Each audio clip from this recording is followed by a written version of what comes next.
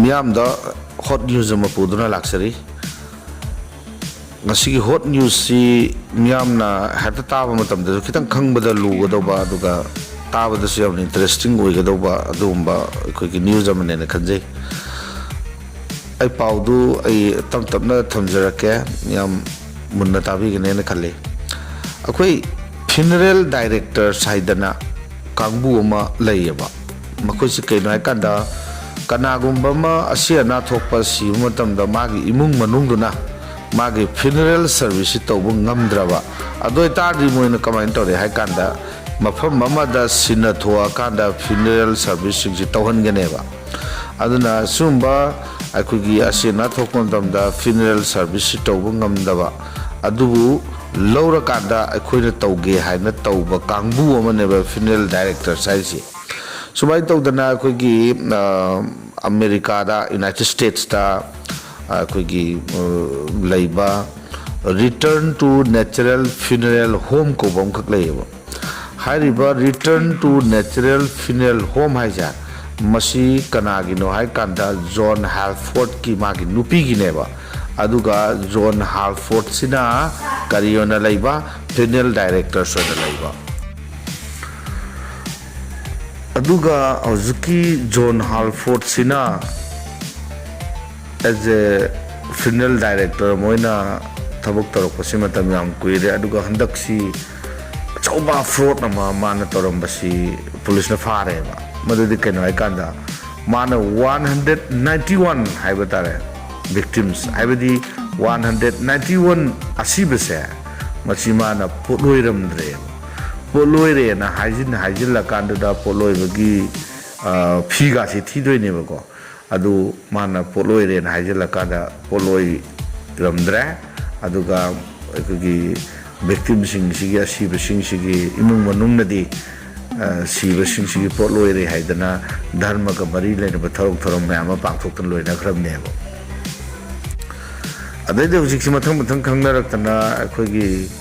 Asiba singdugi mari mata sing na haitare chahi kun 20 years masi sentence pi gadamni at least minimum ko 20 years ki sentence pi gadamni na Colorado hariba United States ki adu mo khondu thoki thodo omni ko sumaine yam kan chakchale na haitare aduga John Halford asina tawrami se mana asiba singsigi asiba masasa masi kamain tawre potloire na hajila kanda dry concrete na semba akogi dry ash ut se masi kamain tawre asiba singdugi utni haira kanda da asiba singi family de sungkar ka piba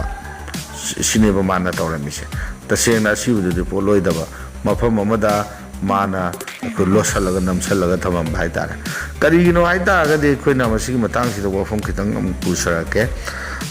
mana kagi damak masi pangthok trigene pangthok tribage na hai kanda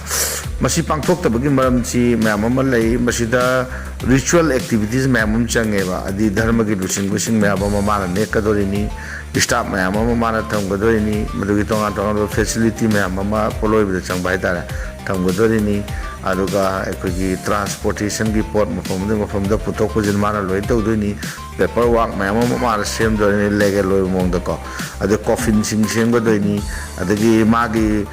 grab port haitare magi poloi from gi plot to madu fajana sem sabam su lei adagi tongan ba ekoi thabuk thorom mamam changni ko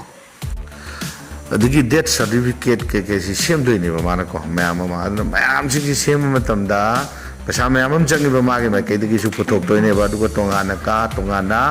akogi asiba thoi be mung dagi fi lo doi ne ba doi tardi mana mam som da nakalam da sukting ting thok ta bida fi du solid oni hingna ba gi ai tare ne mana kem ta khasa taw da bida idi thabak si pangthok ba yana ba da mak tamana asiba sing si mapam da sum nam chala da mumboiram ne ba aduga masig mari leina na wafom khara yam interesting wene na kan wafom khara se thamjaram ge akogi funeral director hairiba akogi asiba singbu Potloibda gi thabak tawri ba haitare asuma mioi sing sigi makoigi chahi amagi tolop sa masi India gi da 14 lakh tagina 25 lakh kumba yawi haitare India da aduga tonga tonga leibak singi oinasu masi adum khara khene haitare aduga California da kwai tang base $87 yowi ko $87,000 $87,000 yowi ba tolop se chahi amagi ya kwai tang ba haitare aduna taseng na ga di masi thawuk sing yamna nungai taba thodo moine ki mama mapa machi manau sing da haitare latest in 2019 da sigiba Colton Sperry ko nupa macha amagi asiba kangja 2019 da ni ko adu ngasi da gi chei manga taruki mama ngai tare adu sigiba nga amagi asiba kangja da phangne ba taseng 2019 da ma ga asiba chang du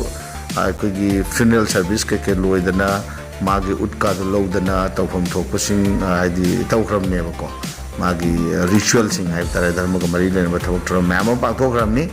adu kan de magi asiba chang si poloiram dre magi asiba sang se patla pum ga leiram ne tare ma phomam da kan dispose to da vidai tare ana masigum bagi case hojik United States ki Colorado hai mam phom da thokpa anung ba thoudok ma khani channel be miyosina John Halford kawi magi home mama lay masigi thawk to bunabagi home hai tare institute na the setup to lay ne ba mai nu pi gi ne mai nu pi maming de lay ba tare maduna return to natural funeral home in kawa asigumba Angakpa pausing nungai ba pausing puduna laksagani channel sibu subscribe to biramu aru share to view support to view Angakpa nungai ba yam interesting oi ba kana ba pau ka ama udura laksige nasigo inadi tabiru punna maktagi kaina nabe yathing nijari pinabidesi thank you everyone